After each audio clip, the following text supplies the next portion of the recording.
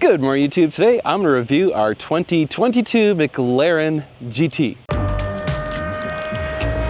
are you recording all of the nefarious activities? If you're new to the channel, my name is Dan, and this is our dealership, NG Supercars. And today I'm going to review our beautiful, stunning blue McLaren. And it's here on a consignment, so this actually was a trade-in, sort of weird deal. Anyway, that's one of the cool things we can do is we can work with you when you have situations where you're trying to get out of another car and you have a car that you want. Maybe we don't want that car, but we could do some interesting deals. So reach out to us. Go to our website, ngsupercars.com. Fill out the forms on the website to let us know if you're trying to buy or sell a car, and we can get you set up. But we're going to walk all around this thing and show you all the good things bad, which there's not that much bad about it, and we're gonna take it for a spin. And admittedly, we don't get McLarens in here too often, so I'm excited to drive it. Here's the funny thing. I personally will not own a McLaren, but they do drive amazing. They are wonderful, wonderful cars when they're working. They're just a little bit of, and by the way, speaking of that, it still has a transferable warranty, so that obviously will help you be motivated to buy this thing. So let me walk around and show you what's going on. All right, I don't remember the name of the blue, but this blue is so pretty. I absolutely love this blue color, and of course with the black roof that makes it look extra good. Now here is the only major flaw on this car is right there on the front splitter. You can see, I don't know if it bumped something or something flew up and hit it. I don't know. But that's basically it. It does have a PPF on the front. Anything you see on it, these are just like little spots of dirt. It's, you know what, this dang tree right here drops these little tiny droplets all over the cars whenever they're sitting over here. But tires are in good shape, 2025, so basically brand new. And wheels, I don't see any damage on that wheel. There's basically no flaws in the paint. That's just something in the PPF, a little tiny ding in the PPF. Moving around over here, of course, we do have the awesome doors. Yes, the doors that go up like this, not like this, like this. Whose doors open like this, not like this, not like this. Yes, we have the doors. Very, very cool. I love the doors. There's actually a slight problem with the McLaren doors, which is two things. One, you have to have a lot of room on the sides of the cars. So like if you have a narrow garage, it's actually kind of a challenge. Second thing is it has to be able to go up quite a bit, so you can't park it under something. Anyway, I digress. This wheel looks like a tiny little scuff right here that's been repaired, but that's kind of about it on that. Move around. Now, one thing that's fascinating to me is this McLaren is longer than most. It's substantially longer. It looks that way anyway. I'm not sure what's going on. We've got the dual exhaust, reverse camera, this wheel looks all right, nothing going on there. Yeah, everything else about this car pretty much in super, super clean condition. It's only got like, I want to say 15,000 something miles. Now here's the weird thing, because this is the GT, it's supposed to be more practical. And we do have pop open the front, and that, oh, it's not gonna pop open the rear? Okay, well, we'll look at the front first. I thought there was a way to get the rear to pop too, but okay, we got the little front, a decent amount of space. You could fit like a bag in there or something. Got your charge port, you got some tools, and there is a battery tender, and I think some other things. We might not have them in the car, but I know we have some accessories. There's 2 keys, so we have all that jazz. All right, I'm gonna pop open the rear because this rear hatch is just interesting to me. It's ginormous. I like the way you push in right here and then pull the door. All right, here's our rear hatch button. Look at that. Oh yeah. Just opens them. Now here's what's crazy. Look at the size of this rear hatch. It is half the length of the car. It's literally like 4 or 5 feet long. It's crazy. And the interesting thing is, like, you'd think, oh, GT should be super practical. This space is not real thick because of course you have an engine under there, but you could fit some stuff. I mean, you got this like netting and you got some space up there. You could probably fit a bag or something. So it's not totally impractical, but it is kind of a strange setup right here. I would assume you want to be really careful not to put something that's too tall because it would hit the glass and that could cause an expensive mistake. Yeah, we got forged carbon fiber right here and right there. So and we'll push that button and whoo, it goes down automatically. Look at that. Oh yeah, that's cool. All right, well, there's not much to say about the outside other than it looks really good. I love the blue and not too many flaws. So let's go drive it. Okay, we're in the McLaren.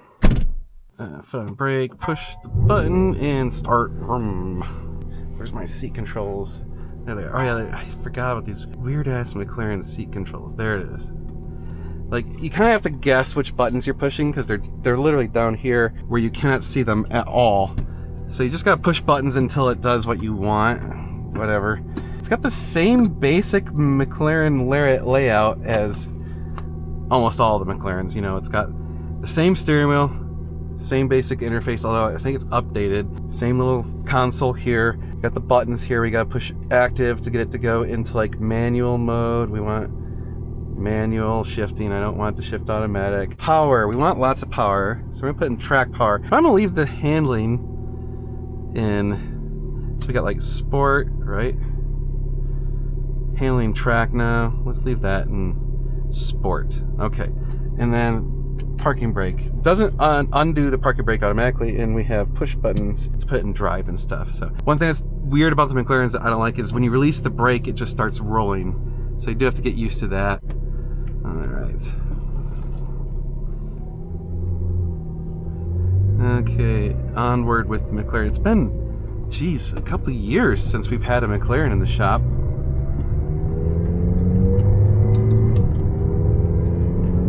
Yeah, one thing about these McLarens, the handling and performance is outrageously good. So, as much as I poo on McLarens, it's not because they, oh, I lied, 17,798 miles. They'll have 17,800 something by the time we're done here. I thought it was 15, it's 17 something, my bad. Apologies. So, yeah, really, really tight handling, very responsive. They handle the bumps really well, so like even though this is a really bumpy road, it's still very smooth, like that right there, smooth as can be. I know it has, yeah, it's got like the axle lift thing, and well, you got a lot like extra stalks here. Which is what? That one's cruise control, I think, and this one just says select and cancel. And it's got some dude with a face, and he's talking. That one has, oh, axle lift, there. Okay.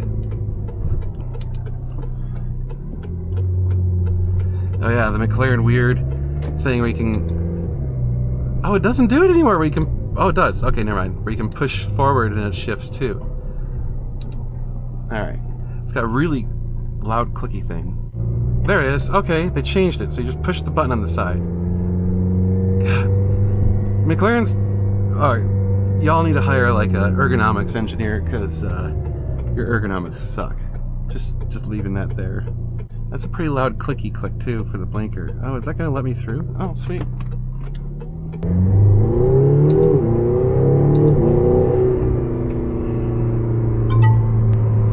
Okay, now we're driving.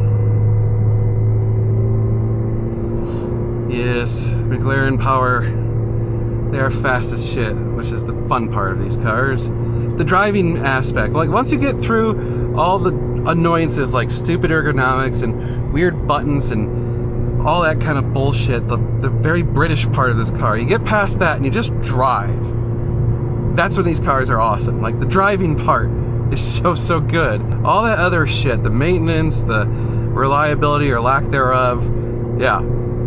You suffer through that because you get to this part and you're like, oh yeah, this is pretty awesome. Really fast shifts.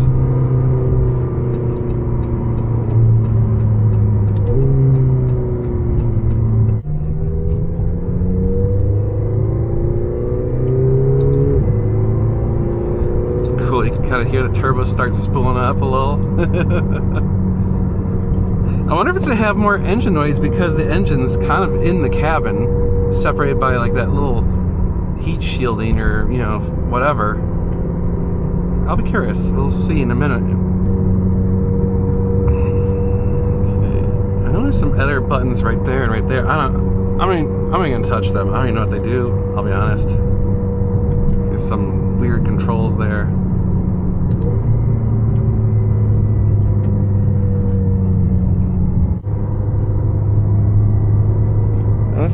They hide the GT name way down there.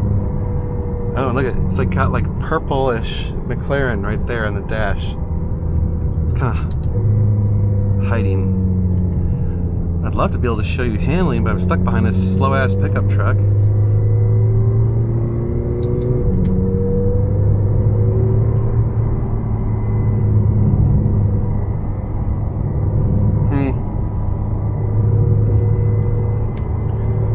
Sure what this is, honestly.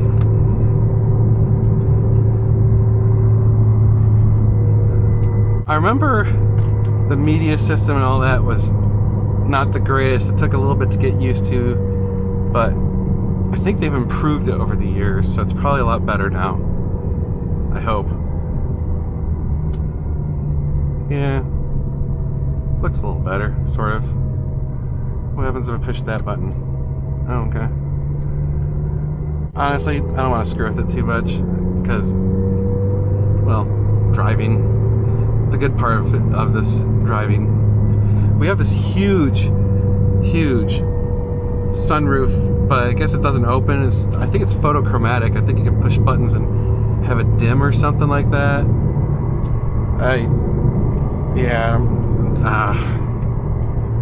Again, there's weird controls. There's buttons randomly placed all over the place.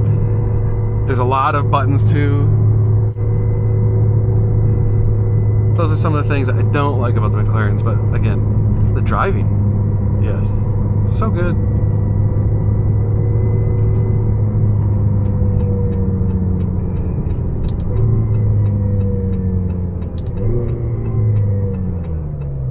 Oh yeah, and we got the famed McLaren power steering whine.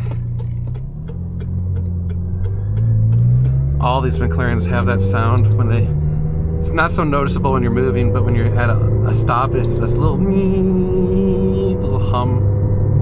It's really annoying.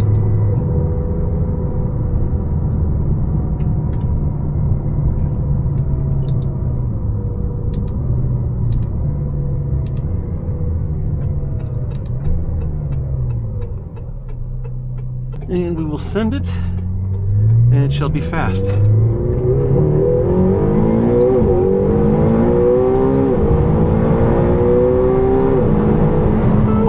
Whoa! So there's definitely a lot more lag in this one over some of the other McLarens I've driven. It does feel a little bit slower, honestly, than some of the McLarens I remember. I wonder if that's just, it's a little bit bigger, a little bit heavier, and it's a GT car. It's supposed to be GT. I mean, it's called the GT. That was a little bit interesting. I mean, it's still fast as shit. Don't get me wrong, that is fast. Very, very, very fast. But there was a ton of turbo lag compared to some of the other McLarens. Like, I feel like the 720s don't have this much turbo lag. All right, now we can finally get some feel for the handling. Oh, yes. Yeah, here we go. This is where these things do well. Maybe I want to put it in track. Let's see if it tightens it up a little.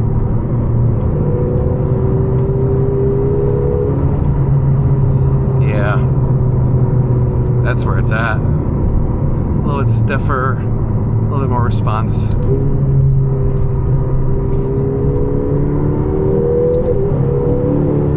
It's got a very long pedal throw.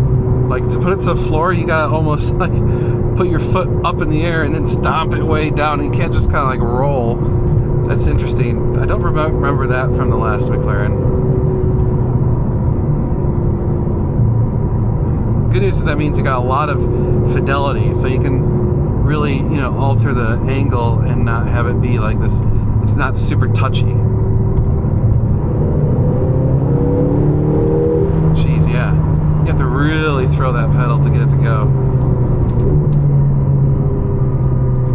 Also, the brake pedal, you gotta really get on the pedal for it to respond. The brakes grab, but you do have to stomp it hard.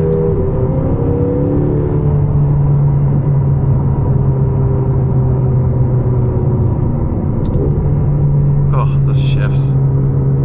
So fast.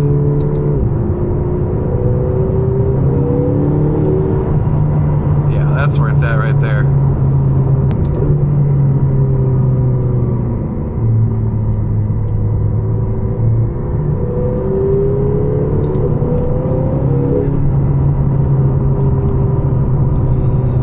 Well, we're catching up to slow cars. What are the shock?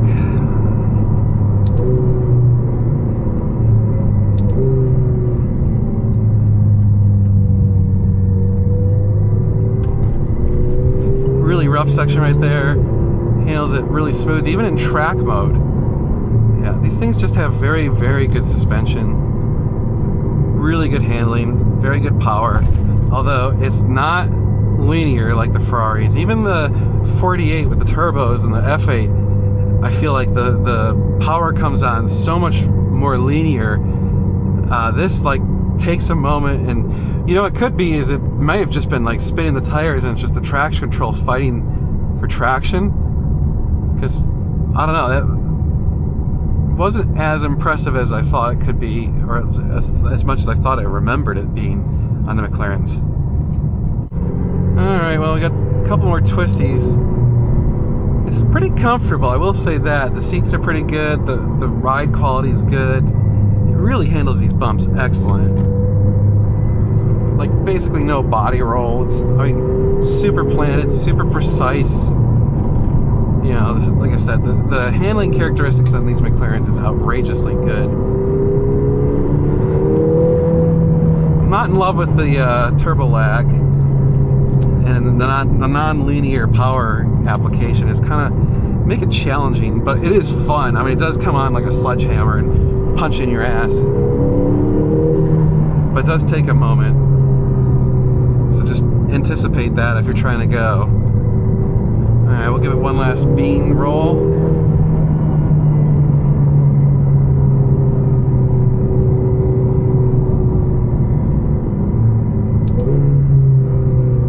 Yeah, the transmission's super impressive. All right, let's send it.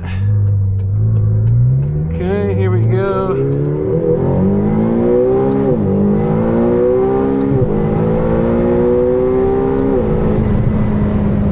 It's funny because it's definitely doing power by gear. You know, it's doing boost by gear, because the first gear is not impressive, and then it rolls in the second gear and you're like, oh, whoa, there's the power. So second gear is way more fun than first gear. Third gear also really fun. Yeah, well, I mean, I'll be honest, my favorite McLaren I've driven, I think, so far is the 600 LT. Like, but it's super sporty, and that's kind of more of my flavor. This is a GT car. I mean, it really is. It's a high-powered, very high-powered GT car with pretty good handling, but it's definitely not as quick as the other McLarens. You know, certainly nowhere near as fast as the 720S or that platform. Even like the 650S, I feel like, is faster than this, but obviously the tech in the 650S is nowhere near as modern as this car. But very nice car. You know, given the devaluation of these cars from new, yeah, this is a lot of car for the money. So I mean, for someone looking for a nice, comfortable, but still very powerful car, I can see where this would be appealing. Well, there you have it, another McLaren reviewed. So, not my favorite McLaren, but definitely still really fun. It's still very powerful. The handling is awesome. I mean, it really is. But I'll be honest, I thought it was going to be a little bit more powerful than that. Just didn't feel quite as quick as some of the other McLarens. Not saying it's slow. Like, this is, we're still in ridiculous territory for speed. But the other McLarens, the 720S and so on, are just faster. But, I mean, it looks really good. I do like the look of this car. It's a very good looking car. And you got the doors. The doors at a bargain. So check out ngsupercars.com if you're interested in this. Fill out the form. It should be on the website already, so you can just submit your information and we'll send you an email or call you or whatever, and this can be yours. So we'll see you guys in the next video. We're going to be doing a lot of cool car stuff. So like, share, and subscribe, and we'll see you then. It's going to be sweet.